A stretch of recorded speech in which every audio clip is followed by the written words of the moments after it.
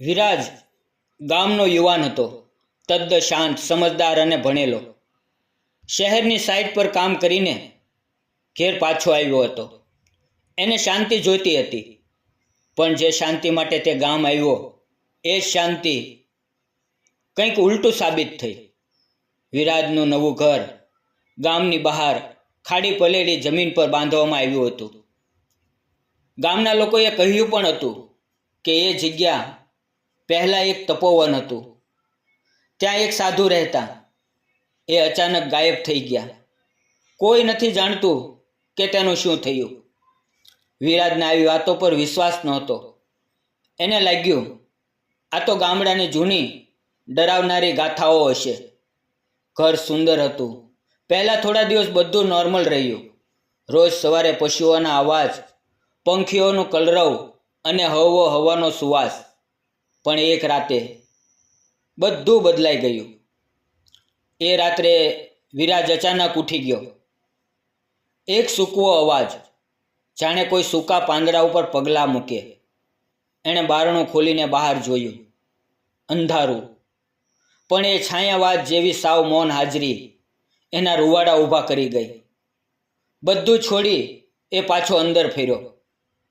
પણ એના રૂમમાં ખૂણામાં કોઈ બેઠું હતું. સાધુ જેવા કપડાં, લાંબા વાળ, આંખોમાં અંગારા પથ્થર જેવો શાંત ચહેરો. પણ એ શાંતિ જેવી નહોતી. વિરાજ દોડીને પછવાડે જતો રહ્યો, પણ એનાથી કંઈ બોલાતું નહોતું. શરીર બરફ જેવું થઈ ગયું હતું. તે અજાણી બળતરા અનુભવી રહ્યો હતો. સાંજથી શરૂ થતી અજીબ ઘટનાઓ હવે રોજની બાબત બની ગઈ. પાંદડાના અવાજ, મંદ સંગીત, ભવિષ્યવાણી જેવો દ્રષ્ટિભ્રમ. વિરાજે ગામના પંડિત પાસે જઈને વાત કરી. પંડિતે એક જ વાત કહી, જ્યાં તું રહે છો એ તપ સ્થળ હતું. ત્યાં સાધુ બાબા તપસ્યા કરતા. એવી માન્યતા છે કે ત્યાં કોઈએ વાસ્તવિક ભાવના વિના ઘરમાં વસવાસ કર્યો તો સાધુ બાબાનું તપ ભંગ થાય છે અને તે શાપ આપે છે. વિરાજને એવો શાપ શું લાગ્યો હશે? એક રાતે એ ભય દૂર કરવા યજ્ઞ કરવાની વિચારણા કરી. ગામમાંથી પંડિત બોલાવ્યા. પંડિતો આવ્યા. ઘરમાં ધૂપ દીપ ચાલી રહ્યા હતા. અચાનક ત્યાં ઊભા થવાને બદલે પંડિત એકાએક બૂમ પાડીને બોલ્યો, તમે મારું અપમાન કરો છો. એ અહીંયા છે. એ નહોતો ઈચ્છતો કે એની જગ્યા પર તું ઘર બાંધે. વિરાજ કાંપવા લાગ્યો. એણે પંડિતને પૂછ્યું, એ એટલે કોણ? પંડિતે હાથ સીંધીને દેખાડ્યું. રૂમના ખૂણે એ સાવ સમાધિમાં બેઠેલા સાધુની શામ છબી દેખાય.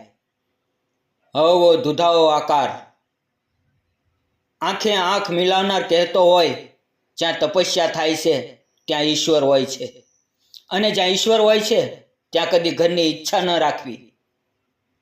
વિરાજ ઘૂંટણીએ પડી ગયો. પસ્તાવાનો વરસાદ વરસી ગયો. એ ઘરની અંદર હવે તાપ નહોતો, પણ ભય હતો. ભય નહીં તો એક પ્રકારનો અદૃશ્ય ઉપસ્થિતિનો ખોખો. એ ઘર હવે રહેવા લાયક નહોતું. વિરાજે જગ્યા છોડી દીધી. આજે એ ગામથી દૂર શહેરમાં રહે છે, પણ એ ઘરની બારી પાછળ એ રાત્રે હજી પણ જોઈએ કોઈ જાય તો ધૂંધાવું ભાસતું સાધુ બાબાનો ચહેરો દેખાય.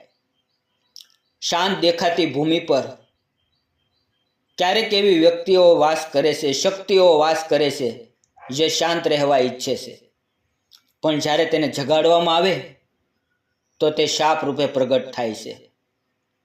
મિત્રો, આ વાર્તાનો ઉદ્દેશ અંધશ્રદ્ધા ફેલાવવાનો નથી.